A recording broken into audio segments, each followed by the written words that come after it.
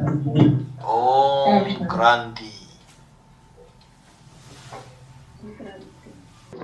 इस अव्यक्त वाणी में सचमुच क्रांति, हमारा अंदर का सारा खामियां सब निकालना, ये बात ही यहाँ पर साबित होता है। तो भाई जी एक क्लैरिफिकेशन अर्थ थोड़ा देना चाहिए। वरदानी, महादानी और दानी, इसके बारे में जो आपने बोला है, वरदानी वो अष्टदेव के ऊपर लागू होता है, जो सर्व खजाना को धारण करते हैं, और महादानी वो धारण नहीं, पूरा से खजाना लेते हैं लेकिन दे नहीं पाता पूरा से पूरा, और दानी सिर्फ मार्गदर्शन देते हैं। तो इसके बाद थोड़ा क्लैरिफिकेशन दीजिए ना। अभी इतना क्लैरिफिकेशन दिया बाबा ने।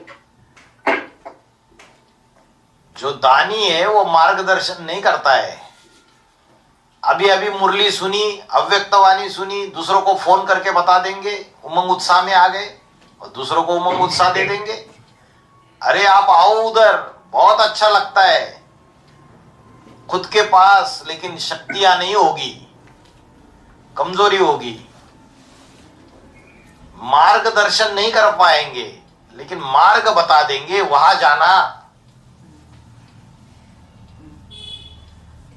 अगर ज्ञान की चिटचाट होगी तो इतना एक्सप्लेनेशन भी नहीं कर पाएंगे, लेकिन इतना बोलेंगे वहां जाना, वहां बहुत अच्छा है।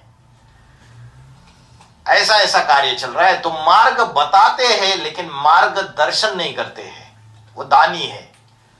और महादानी पूरा गाइड करेंगे, भले उनके पास पूरे शक्तियों का स्टॉक नहीं होगा अपने अंदर, लेकिन दूसरों को उमंग उत्साह में लाना, उल्लास में लाना, उनको मार्गदर्शन करना ज्ञान के आधार से, वो करते हैं, वो महादानी है। और वरदानी शक्तियों का पूरा स्टॉक है, खजाना भरा हुआ है। तो वाचा से, दृष्टि से, वाइब्रेशन से दूसरों के अंदर वो शक्तियां भरते हैं, वो वरदानी है। दूसरों को वरदान देते हैं और देते ही है, रोज देते हैं। जो भी बच्चे संबंध संपर्क में आ रहे उनको रोज वरदान मिल रहे। तीसरे नेत्र के वाइब्रेशंस, चाहे सामने बैठे चाहे दूर ऑनलाइन क्लास कर रहे, सबको मिल रहे। वो वरदानी है जिनके अंदर खुद के अंदर शक्तियों का स्टॉक भरा हुआ है, तो दूसरों को देते हैं। खुद के अंदर ही स्टॉक नहीं तो दूसरों को क्या देंगे। इसलिए भगवान के पास जाते हैं, भर दे मेरी झोली, शंकर जी को पुकारते हैं कि उसकी झोली भरी हुई है। वो वरदानी है नंबर वन अष्टदेव, फिर नंबर वार। जैसे आज बोला ना कि संकल्पों का जो भी बोझा है बाप को दे दो, तो एक होता है संकल्पों का पोता मेल, जिसमें हमारा मन खा रहा है, कुछ ऐसे संकल्प चल रहे हैं, तो वो हम संकल्पों का पोता मेल के रूप में दे देते हैं। और दूसरे कई बार ऐसे संकल्प भी चलते हैं जिनकी वजह से हमारी अवस्था डाउन हो रही है, तो उसे हम संकल्पों का पोता मेल नहीं कहेंगे, क्योंकि उससे मन नहीं खा रहा हमें कि हमारे गलत संकल्प चल रहे हैं, चाहे क्रोध के वशीभूत होकर या किसी भी तरह के। तो उसको संकल्पों की रिपोर्ट के रूप में देना है ना। हाँ, देना है।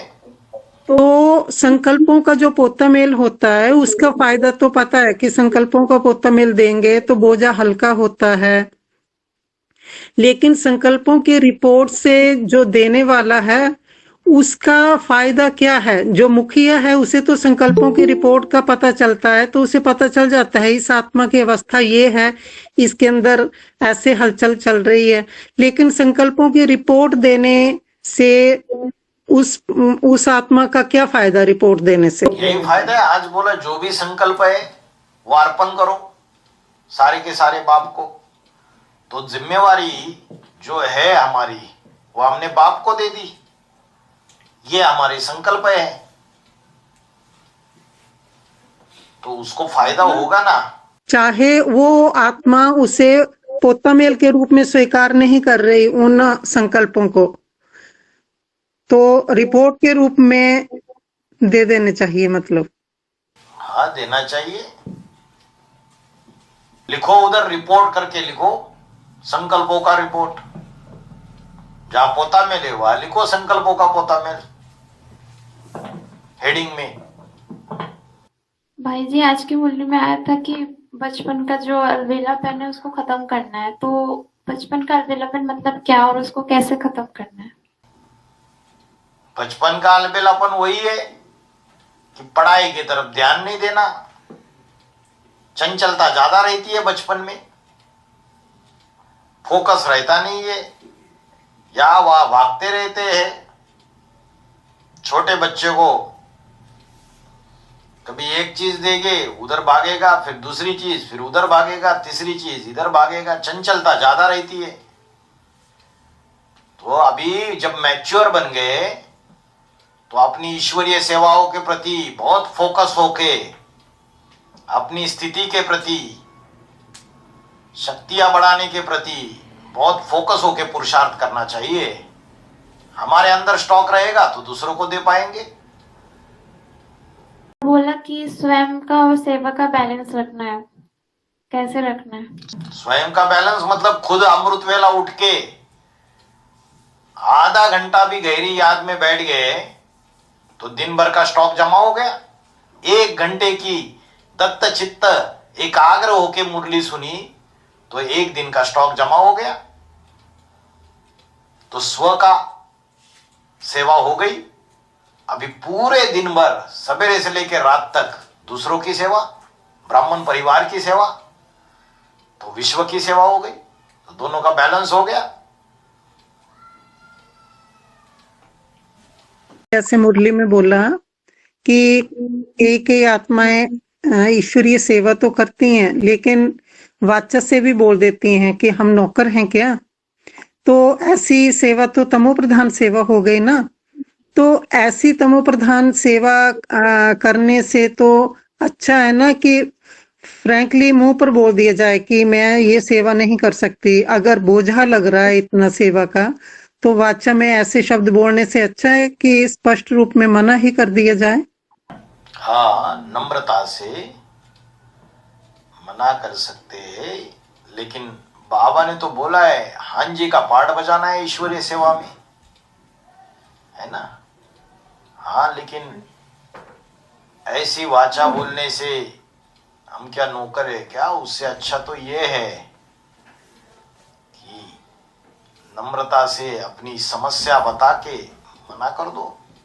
भाई जी, आज जो बोला है ना, जो वशीभूत होने के बाद आपने बोला, ये शरीर का बीमारी का वशीभूत, फाइनेंशियल प्रॉब्लम का वशीभूत, सम्मान के लिए वशीभूत, इच्छाओं का वशीभूत, असंतुष्ट होने का वशीभूत होना, और जो दुखदायी होते हैं उसके ऊपर वशीभूत, जीवन का जरा लक्ष्य उसमें जो ठीक करना है उसमें भी वशीभूत। इसके बारे में तो एक नष्ट मोह के ऊपर लागू हो जाता है ना। इसके बारे में मतलब इन चीजों से अगर मुक्त हो गए तो नष्ट मोह। ये सब कुछ बाबा को देना चाहिए ना। संकल्प, ये तो संकल्प उठता है ना। हाँ, अगर कोई ऐसी समस्या हो गई जीवन में और उससे हम परेशान हो रहे तो लिख के देना चाहिए। संकल्पों को लिखते रहना है, लिखते रहना है, उससे बाहर आ जाएंगे। कचरा सारा देते रहो, उससे दुखी थोड़ी होना है। आज अमृत वेला मुरली चली 1174, उसमें बाबा ने बताया है हाँ, ब्रह्मा विष्णु शंकर भी, ये तीनों भी पावन नहीं है और गंगा भी पावन नहीं है। लेकिन कोई तो गंगा की पावन कहेंगे तो ये तो बिल्कुल रॉन्ग है। इसका अर्थ बताइए। मतलब गंगा कोई पतित पावनी नहीं है।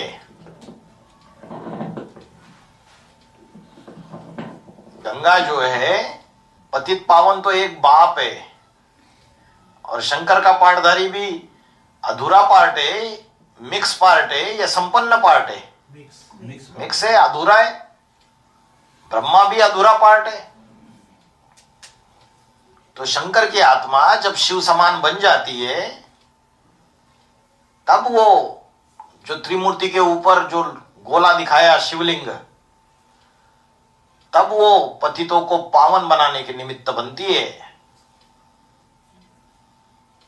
और गंगा जो है वो पतित पावनी नहीं है, बाबा ने बोला। नदियां जो होती है वो पतित पावनी होती है या बाप पतित पावन होता है। हाँ, लेकिन जो मनुष्य है वो किसको देखते हैं? जिसको निमित्त बनाया है उसको देखते हैं। अरे गंगा से कराने वाला कौन है? बाप है। भाई जी, आज नोट्स के बारे में आपने बोला, जो नोट्स अपना तरफ रखना नहीं चाहिए, सबको बांटना चाहिए। तो बाबा ने बोला है नाब्स देखकर वो ज्ञान देना चाहिए। ओहो, नब्ज देख के ज्ञान सुनाना चाहिए वो बाहर की दुनिया वालों को। बाकी अपने जो संगे साथी है, अपने जो परिवार के भाती है, उनको तो जो जब संबंध संपर्क में आते हैं, मधुबन में फोन पे चिटचैट होती है, तब हमारे अंदर जो बुद्धि में जो नोट्स छपे हुए हैं, हमने जो ईश्वरीय सेवा ज्ञान योग में जो प्राप्तियां की हुई है, वो उनको बांट नहीं सकते। वो बांटना है उनको। तब हम झरमुई झगमुई की बातें करते रहते उनसे, इधर उधर की बातें, हंसी मजाक, टाइम पास करते रहते। उससे अच्छा ज्ञान शक्तियां हमने जो प्राप्ति की वो सारे चीजें बांट सकते हैं। बहुत बढ़िया। और बोला है अमृत वेला मुरली चली है, और जगन्नाथ और श्रीनाथ भी वो पावन नहीं है। और भक्ति मार्ग में बताते हैं एक तो गोरा है, एक तो काला है। वो तो बिल्कुल रंग है, बिल्कुल। क्या बिल्कुल रॉन्ग है? जगन्नाथ भी और श्रीनाथ भी, जगन्नाथ वो और भी काला, एक तो काला एक तो गोरा दिखाते हैं भक्ति मार्ग में। उसका पार्ट में तो काला, उसका पार्ट तो काला ही है, बिल्कुल बोले। हाँ, काला ही है। ऐसा क्यों भाई? ऐसा इसलिए क्योंकि भक्तों ने किसको समझ लिया? श्याम सुंदर बोला तो भक्तों ने ये समझ लिया कि जो ब्रह्मा कुमारीज में वो भी समझते हैं कि ब्रह्मा बाबा काला पार्ट है, सतयुग में जाके प्रिंस बनेगा, गोरा बनेगा। तो संगम युग में ही बनने की बात है। तो जिनकी शास्त्रों में यादगार है, चाहे कृष्ण की यादगार है, संगमयुगी कृष्ण की, चाहे जगन्नाथ की यादगार है, चाहे शंकर की यादगार है, राम की यादगार है, ये अंतिम जन्म में ये जो पाठधारी है वो पतित है, उनमें पावन है शिव जो प्रवेश करके पाठ बजाता है। तो वो पतित है, वो काला पाठ है। लेकिन राम की आत्मा जब शिव समान बन जाती है तब वो गोरा पाठ बजाती है। तो पहले बोलते थे एक ही शरीर से पतित और एक ही शरीर से पावन, लेकिन शरीर तो छूट गया। तो संगम युग में आत्मा पतित थी और संगम युग में ही आत्मा पावन बनती है। संगम युग में आत्मा श्याम और संगम युग में यह आत्मा सुंदर पावन। तो आत्मा का गायन है वो। बाकी संपन्न अवस्था में जाने के बाद का गायन है। लेकिन भक्ति मार्ग में जो पूजा हो रही है, शंकर की पूजा होती है, ब्रह्मा की पूजा होती है, जगन्नाथ की पूजा होती है, वो संपन्न अवस्था की यादगार नहीं है। पुरुषार्थी जीवन में उन्होंने जो हीरो पार्ट बजाया उसकी यादगार है। उनमें कार्य करने वाला पावन अलग था, वो तो पतित थे। जो हीरो पाठधारी है वो तो पतित है। अष्टदेव भी पुरुषार्थी रूप में पतित है या पावन है? पतित है। में कार्य पावन वाली आत्मा करती है, वो निमित्त मात्र है। मुरली में तो ऐसे बोलते थे ना कि भक्ति मार्ग में जो भी यादगारें बनाई गई हैं वो संपन्न रूप की बनाई गई हैं। संपन्न रूप की यादगार है, लेकिन वो किसकी? बाकी सबकी। जो अव्वल नंबर का हीरो पाटधारी है, तो ब्रह्मा का मंदिर बना हुआ है तो अजमेर में, तो बना तो हुआ है। शंकर की भी मुरली में तो कितनी वाणियों में बोला शंकर पुरुषार्थी है, अधूरा रूप है, संपन्न स्वरूप नहीं है। फिर भी शंकर की नग्न मूर्तियां पाई जाती है। शिवलिंग जो है वो उसकी संपूर्णता की यादगार है। जगन्नाथ को काला दिखाया, वो भी संपन्न पुरुषार्थ की यादगार नहीं है, अपूर्ण पुरुषार्थ की यादगार है। जो अव्वल नंबर का पाटधारी है उसको दुनिया उसकी सारी हिस्ट्री, ज्योग्राफी सब कुछ ढूंढेगी, सब कुछ उसका निकालेगी, बायोग्राफी पूरी की पूरी।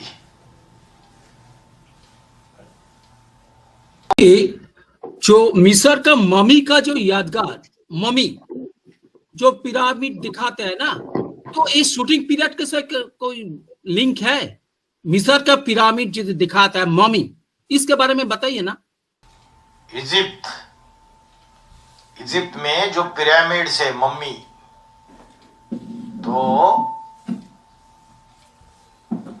वो बॉडीज को प्रिजर्व करके रखा हुआ है लंबे समय तक। दिव्यता ही सच्चता है। दिव्य बुद्धि होकर विश्व परिक्रमण माना क्या है? दिव्य बुद्धि माना अपने अंदर दैवी गुण और शक्तियों का स्टॉक जब जमा हो जाता है, तो जब एक जगह बैठते हैं अमृत वेला उठकर, तो जितने भी ब्राह्मण परिवार है उनको वाइब्रेशन से, उनको सकाश सर्चलाइट दे सकते हैं या नहीं दे सकते?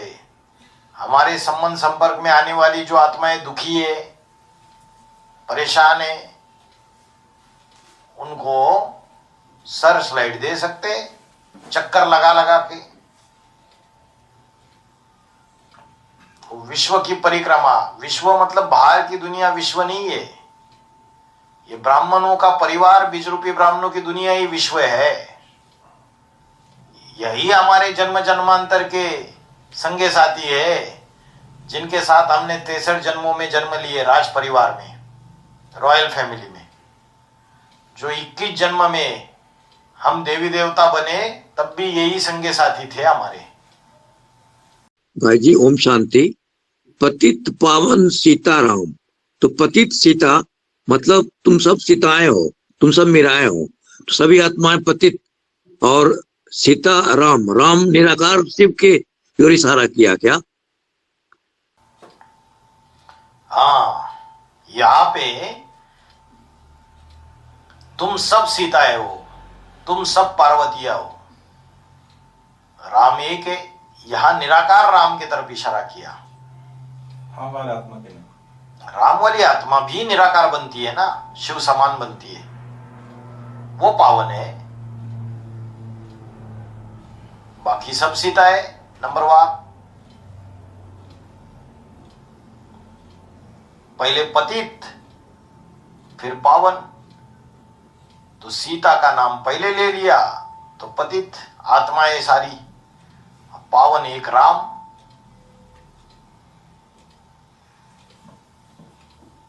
भक्ति मार्ग में भी एक साकार राम और एक निराकार राम कहते हैं। जो निराकार राम है वो राम की आत्मा की संपूर्ण अवस्था है। जी भाई जी ओम शांति। तो वो निराकार राम आपने अभी बोला ना, पतित पावन सीताराम, तो पतित से ही पावन बनते हैं ना, तो निराकार राम की बात ही बोले तो निराकारी स्टेज बोलेंगे ना उनको?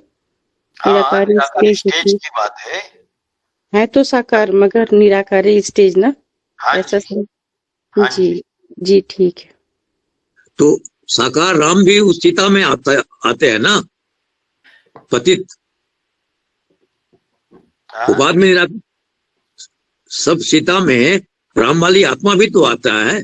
आती है, शुरू में आती है, बाद में वो संपन्न बन जाती है, निराकारी बन जाती है, शिव समान बन जाती है, तो वो निराकार राम है। शिव का तो नाम कभी बदलता ही नहीं, मेरा नाम शिव ही है, वो कभी बदलता नहीं है।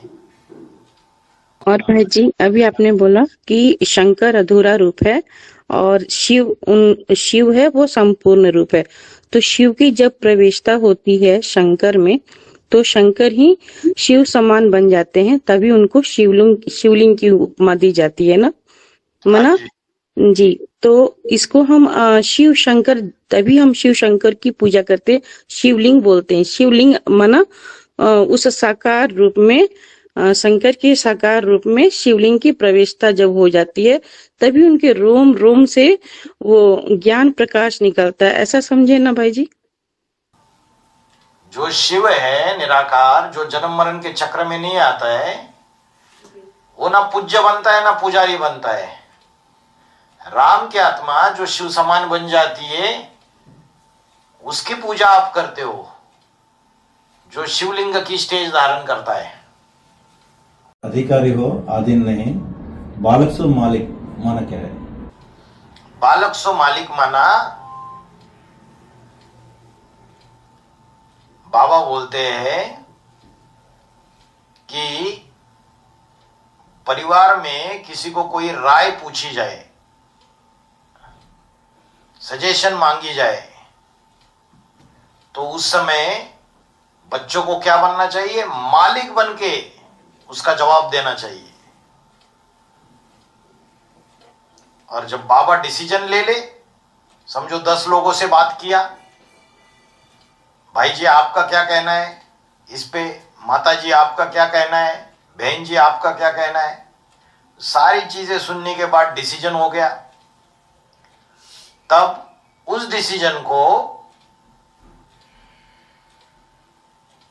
मालिक सो बालिक बन के एक्सेप्ट करना चाहिए। ऐसा नहीं उस समय बाबा ने हमारा बात क्यों नहीं माना, अरे बाबा ने ऐसा कैसा डिसीजन दिया, अहंकार नहीं आना चाहिए। उस समय मालिक बने का रोल कैंसल, अभी बालिक बन जाओ और एक्सेप्ट करो। जी त्रिमूर्ति चित्र में तो ब्रह्मा विष्णु शंकर के दिखाए, उसमें तो एक बीज है और ब्रह्मा तो जड़ है, वैष्णव भी जड़ है, उसको 3 मूर्तियां नहीं कहेंगे ना, फिर कहते हैं शिव की अष्टमूर्ति कहते हैं ना भाई जी। क्या ब्रह्मा क्या है? ब्रह्मा तो जड़ है ना, जड़। हाँ मतलब नीचे की तरफ, जड़, जैसे त्रिमूर्ति में नीचे की तरफ आ जाता है ना। हाँ और शंकर तो बीज है, राम वाली आत्मा। हाँ जड़ आधार मूर्ति। हाँ आधार मूर्ति, वो वैष्णवी आधार मूर्ति है, लेकिन उसकी 3 मूर्तियां, शिव की 3 मूर्तियां नहीं कहेंगे, और शिव की मूर्तियां वैष्णवी आधार मूर्त नहीं है, वैष्णवी भी बीज है। ब्रह्मा कुमारीज में भी 10% आत्माएं ऐसी है जो इसी शरीर से नारी से लक्ष्मी बनने वाली है, वो बीज है जन्म देने वाले, वो जन्म लेने वाले आधार और जड़ नहीं है। सरस्वती हाँ, सरस्वती आधार है, ब्रह्मा की आत्मा कृष्ण की आत्मा आधार है, वो जन्म देने वाली है। 4.5 लाख में है 2.25 लाख रुद्रमाला के मन के बाप समान, और 2.25 लाख विजयमाला के मन के जो मां समान लक्ष्मी के पाठधारी, वो बीज है। 10% आत्माएं ऐसी है जो बीज है विजयमाला के मन के, आधार मूर्ति, आधार मूर्ति बच्चे। हाँ। और तो शिव की 8 मूर्तियां कहाँ नहीं कहेंगे ना, किसको? ब्रह्मा सरस्वती की, उनको थोड़ी कहेंगे, वो तो अष्टदेवों को कहेंगे। शिव की अष्टमूर्तियां, शिव की अष्टदेव, जो 12 ज्योतिर्लिंगों में जो पूजा हो रही है दुनिया में भक्ति मार्ग में, वो शिव जो है, राम की आत्मा जो शिव समान बन जाती है, वो उनमें प्रवेश करके उनके द्वारा पाठ बजाता है। पर्सनैलिटीज अलग अलग दिखाई देंगे, इसलिए भक्ति मार्ग में भी कभी वराह अवतार, कभी परशुराम का अवतार, कभी कच्चा अवतार, मच्छा अवतार, अलग अलग रूप में दिखा दिया।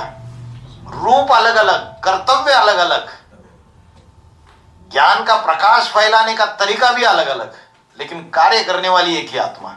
जैसे बिजली वाटर हीटर में जाएगी, गर्म पानी दे देगी, और वाटर कूलर में जाएगी, पानी को ठंडा कर देगी। बिजली माना शिव एक ही है, राम की आत्मा जो शिव समान बन गई वो एक ही है, लेकिन जिसमें प्रवेश करेगी उसके अंदर जो भी एक्सपर्टाइज है, जो भी उसके अंदर ज्ञान है, वो उस दिशा का दिक्पाल है। वो कोई पश्चिम दिशा का, कोई पूर्व दिशा का, कोई उत्तर, कोई दक्षिण, जिसके अंदर जैसी है वो बाहर आ जाएगा।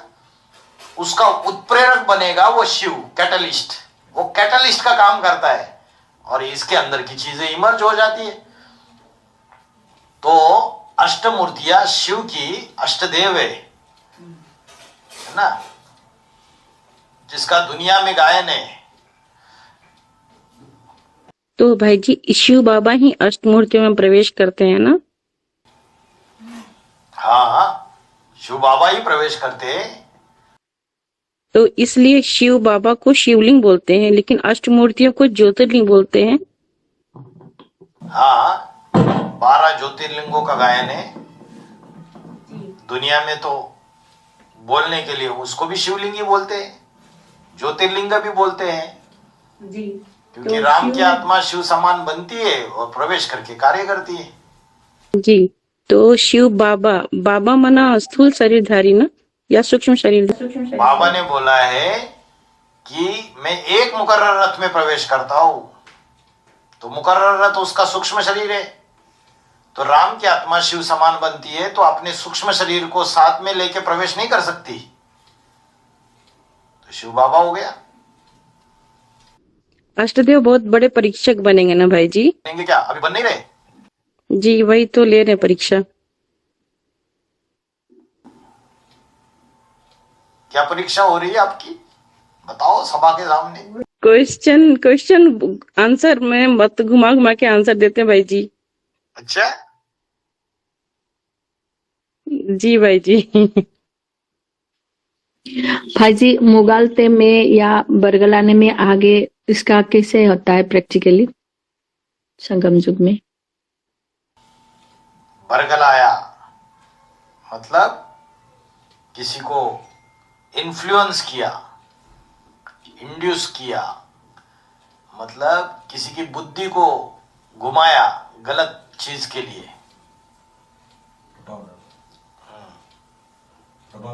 प्रभाव डाला उसके ऊपर और उसको बरगला लिया। जैसे किसी को बोला कि भाई जी, समझो कोई ने फोन कर दिया कहीं इंटरनेट से नंबर निकाल के, गूगल से, और उनको फोन करके बोला कि हम ऐसे ऐसे आपके यहाँ प्रोग्राम करना चाहते हैं ज्ञान का। तो उनको जिस व्यक्ति ने फोन उठाया उस व्यक्ति ने बोला आपको एक ऑनलाइन फॉर्म देते हैं, वो भर के दे दो, और ये एक ऐप आपके मोबाइल में डाउनलोड कर लो।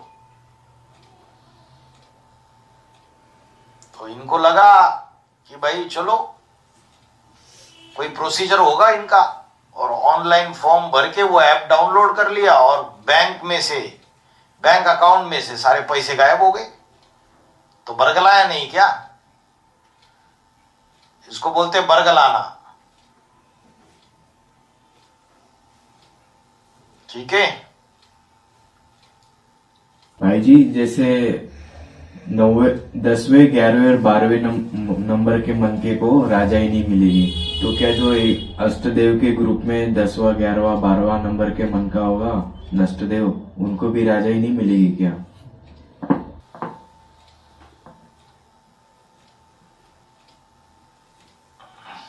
क्यों नहीं मिलेगी? हर एक अष्टदेव के जो 11-11 है, टोटल 12 बन के 108 की माला तैयार हो जाती है, और 108 माला के मन के जन्म जन्मांतर राजा बनने वाली आत्माएं, राजा ही तो मिलेगी। ऐसा थोड़ी जो नष्टदेव बनने वाले 10वां 11वां 12वां उनके अंडर थोड़ी आते हैं। वो जो बाप के ग्रुप में 8 अष्टदेव और 4 नष्टदेव, वो जो 3 नष्टदेव है उनके ग्रुप में थोड़ी आते हैं, वो उनके अंडर थोड़ी आते हैं। अष्टदेव के परिवार वाले हैं तो नष्ट करने का कार्य तो करते हैं, लेकिन उन नष्टदेव की थोड़ा सा छिलका चढ़ा हुआ है, बड़े नष्टदेव नहीं है वो। जैसे बाप के ग्रुप के वो लास्ट के 3-4 है, वैसे वाले नष्टदेव नहीं है, थोड़ा छिलका चढ़ा हुआ है राहु केतु का। तो कपनी करनी करते है तो मिलेगी राजाई, तो भी बाद में जाके मिलेगी। ऐसा नहीं मिलेगी, बाद में जाके मिलेगी, लास्ट में दूसरों के मुकाबले कम ही मिलेगी।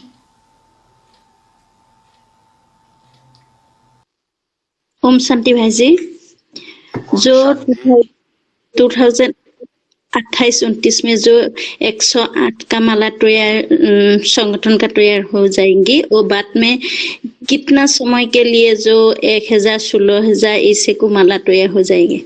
जल्दी हो जाएगी, 3-4 साल में ही फास्ट संगठन बनता चला जाएगा।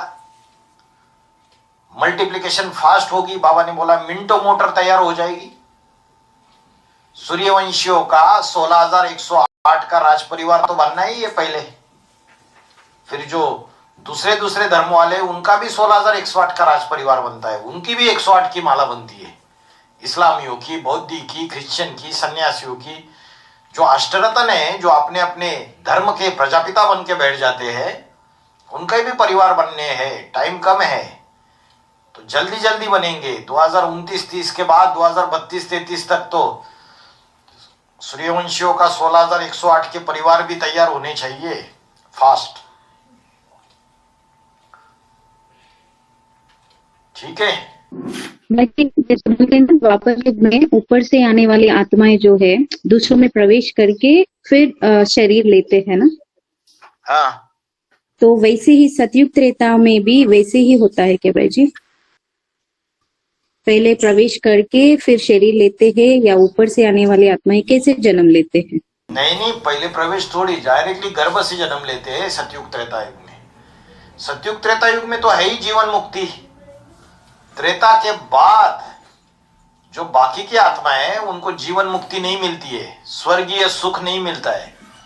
तो उनको एक जन्म के लिए जीवन मुक्ति देने के लिए वो प्रवेश करके पहले प्रवेश करेगी। मतलब ऊपर से आने वाली आत्माएं सतयुग त्रेता में डायरेक्ट गर्भ में प्रवेश करते हैं? हाँ। ओके, ठीक है भाई जी। बच्चों के रूप में जन्म लेगी।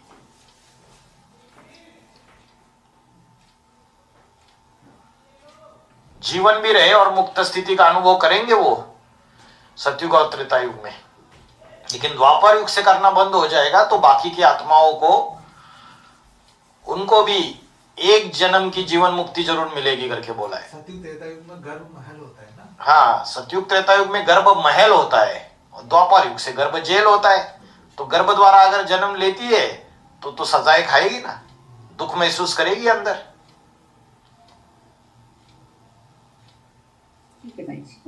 ओम शांति।